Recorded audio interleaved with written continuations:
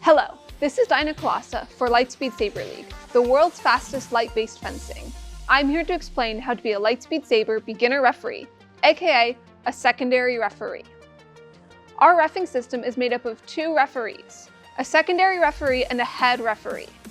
The head referee is responsible for judging a match to determine who gets points, how many, or if no one gets any points at all. Your job as secondary is primarily to assist the head in making these decisions. In tournaments, the secondary referee also helps check equipment and makes sure that all the fencers will be safe before starting a match. I'm going to show you how to do that as well. But before we get into the details, let's go over how a match works first. A match starts with the head referee calling the fencers into the box. You will now do an equipment and safety check. After you and the head ref have checked and approved the equipment, the match can commence. The head ref will initiate all encounters. But once an encounter has begun, it is the job of both referees to look for hits, rule violations, and any safety concerns. When either referee sees a hit occur, they should yell break to pause the action. So, if you see contact made, then yell break. If you were the first ref to see it, the head referee will also call it to back you up. Now you will display your scoring signals to convey who you think was hit and in what manner, and how many points should be awarded. The head referee will evaluate your scoring signals and compare it with their own to make a decision about who gets points. After points are awarded, the head referee will resume the match. This will repeat until time runs out or somebody scores the number of points needed, which concludes the match. So now let's talk about the basics of your job as a secondary referee.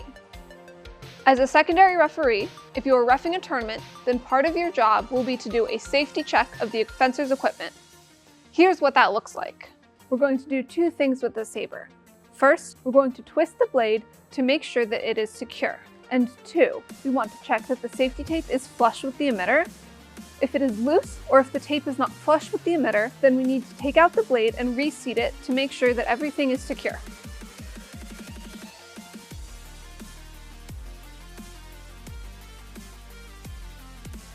While I'm returning the blade, I'm going to check the gloves to make sure that they are in good condition and that the wrists are properly protected with completely closed straps or a skirt. Also check the palms, make sure that they are intact and no skin is exposed. I'm also going to look at the elbow guards and make sure that he has them. We also want to take a look at footwear, make sure that our fencers are wearing proper closed-toed shoes and shin guards. Finally, we're going to take a look at the mask. We want to make sure that it is secure by checking that the back is properly pressed down so that this won't go anywhere during the fight. Now that we're done with the equipment check, it's time to start the match. Let the head referee know and stand in position beside the box. Be sure to stand at least 8 feet away so you have enough room to see. The head referee will begin the match and you will look for hits. In Lightspeed, even the lightest touch to your opponent counts as a valid hit. This includes any touch to clothing and even the hilt of the weapon.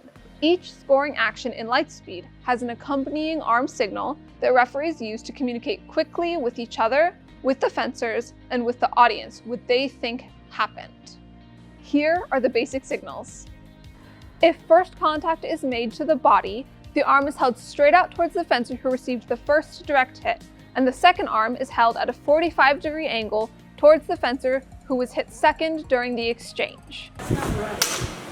Break! Do that one again, slow. Break! Do that one again. Remember that the body includes the hilt of the weapon as well as the hands, arms, and legs. Then a headshot. Break! When a fencer is hit in the head, the arm is held straight out towards the fencer who is hit first, with the other hand raised into the air, elbow bent at 90 degrees and hand in a fist.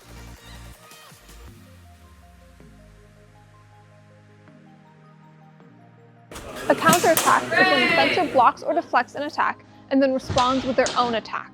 If it is successful, then that is a counterattack, denoted by holding the hand straight out in the direction of the fencer who was hit and raising the other arm above the head with an open palm.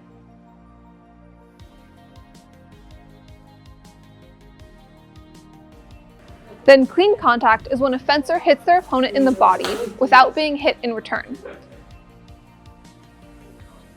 To signal a clean contact, the hand is held straight out in the direction of the fencer who was hit, with the other arm crossed over the chest.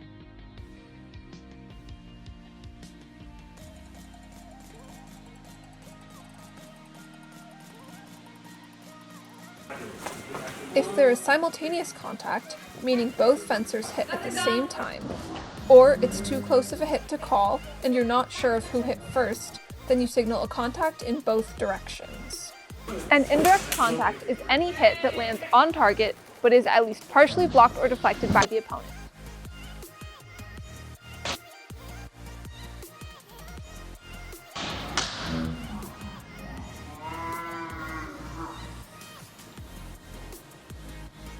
To signal an indirect contact, cross the arms and point one hand horizontally toward the fencer who was hit.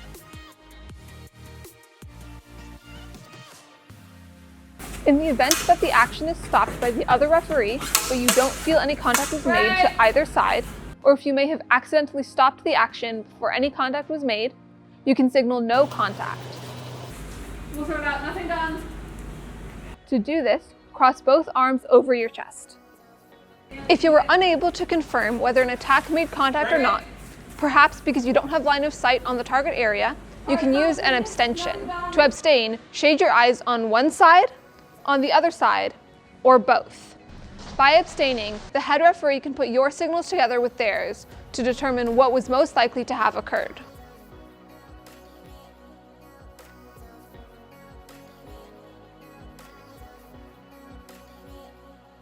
This signal is especially important. It is always okay to abstain if you are unsure of what happened. Now that you know the signals, you can signal what you saw occur during the encounter. The head referee will evaluate your signal and their signal. Hopefully, they are the same and the decision is easy. But if they are different, it will be up to the head referee to decide how to proceed. Once their decision is made, they will ask the fencers to continue and the match will resume. Again, watch the match for hits to occur and then signal what you see. I know I threw a lot at you, but here are some do's and don'ts that will help you. Do yell break. Remember that you are a second pair of eyes to watch what is happening. Break. If you see something that the head referee does not, you'll be the only person who can appropriately stop the action. Do make sure to yell break loudly so everyone can hear. Do also make your hand signals clear and consistent. Clear and consistent hand signals are best for fencer and audience comprehension, as they are critical for non-English speakers who may be watching and trying to understand from overseas. Don't stand too close. Referees should stand at least 8 feet away from the action. This is to make sure that you can see both fencers at the same time and to stay out of the way of cameras and spectators. Don't forget the equipment check during tournaments. The blade check is especially important because if the blade flies out, then someone could get hurt. Don't pull the blade, do twist it. Twisting the blade is the correct way to check its tightness. Don't be afraid to abstain. It's better to award no points than the wrong points. So don't give your head ref information that you're not entirely sure of. It takes some getting used to, but once you get the hang of it, you've got a front seat view to a lightsaber fight. So enjoy. Thanks for watching. This has been Dinah Colassa for Lightspeed Saber League. I'll see you in the box.